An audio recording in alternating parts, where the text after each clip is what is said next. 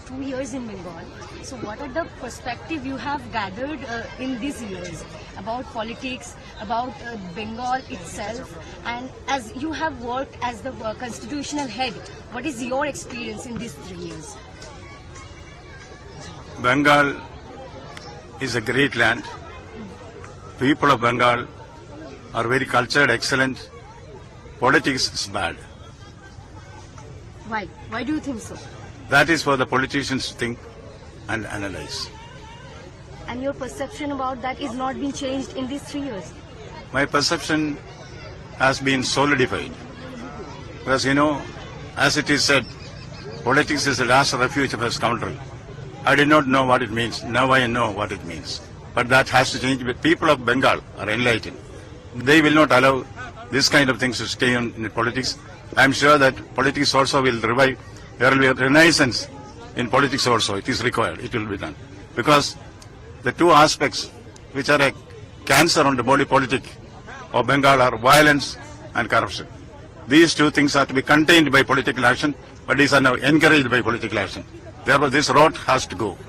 You are the constitutional head. You have visited so many areas when the violence happens. So what do you think? The politicians are not that much capable to abolish that or, demolish that thing in politics?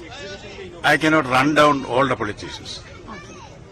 As a former bureaucrat, I am very clear it is a bounden duty of the government, the contemporary government of the times, to stem violence and corruption. If the government does not do that, irrespective of its political complexion, that government has failed in its duty.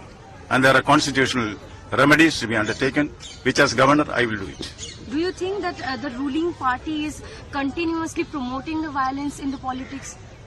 I am not attributing anything to any particular political party. It is a fact before us. Violence is on the increase, corruption is on the increase. And who are the persons who can do that?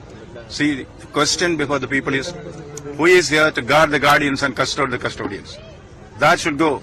Government has to do its duty. Bengal expects everyone to do his duty. Government has more of a responsibility. Government has a bounden duty to protect the lives and property of its citizens. If government does not do that, it means failure. Will you go to Beldanga to see what is happening over there? Network is being shut down for 3 to 4 days over there. See, in all Murshidabad. I have been in the habit of going to places where trouble is there. In a situation like this, where the issue is very sensitive, I should think twice every step that I take. Whenever it is required, I will meet the place, but I am monitoring, I am getting information from the field, through the police room, information with intelligence agencies, I am making my own assessment. If my presence is required, I will be there. Do you think government should take more, effective or positive action against the violation which is happening over Beldanga? Such instances should not happen. Once it happens, the immediate thing is to stem it at the earliest. And government should take, not only government, all stakeholders, the government, the political parties, the silent majority, the media, everybody should come together and act together to see that violence does not flourish in this holy land.